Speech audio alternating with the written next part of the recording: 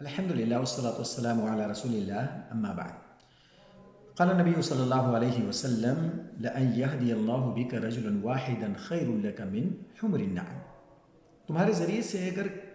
ایک آدمی کو ہدایت مل جائے تو یہ تمہارے لیے سرخ اونٹوں سے بہتر ہے. چونکہ سرخ اونٹوں کی اس وقت بڑی اچھی قیمت تھی، آج بھی ہے، تو نبی کریم صلی اللہ علیہ وسلم نے انہی کو مثال میں پیش کیا تاکہ لوگوں کو پتہ یہ چلے کہ دین کی طرف لوگوں کو بلانے کا صلہ کیا ہے، اس کا بدلہ کیا ہے. اگر کسی کو ہدایت مل جائے تو ایسی صورت میں بلانے والوں کے لیے اجر کس قدر بڑا رکھا گیا ہے.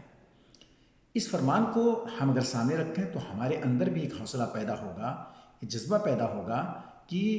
دین کی طرف لوگوں کو بلانے کے لیے ہمیں کیا کرنا چاہیے، ہم کس طریقے سے محنت کریں تاکہ ہمارے ذریعے سے کسی ایک شخص کو ہدایت مل جائے اور اس طریقے سے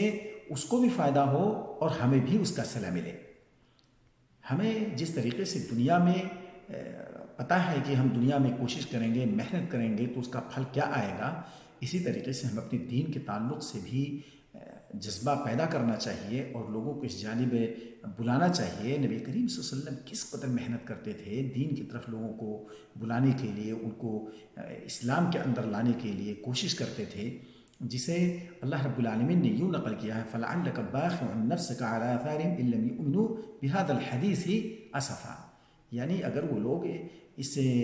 دین کے اندر نہ آئے، اسلام نہ قبول کیے، اسلام میں نہ آئے، تو ایسا لگتا ہے کہ آپ اپنی جان کھو دیں گے. اس قدر جان توڑ کوشش کرتے تھے. تو اللہ نے اگر ہمیں یہ موقع دیا ہے تو ہمیں بھی چاہیے کہ جو راہ راست سے بھٹکے ہوئے ہیں انہیں ہم کوشش کریں دین میں لانے کے لیے، یا اسی طریقے سے جو دین کے اندر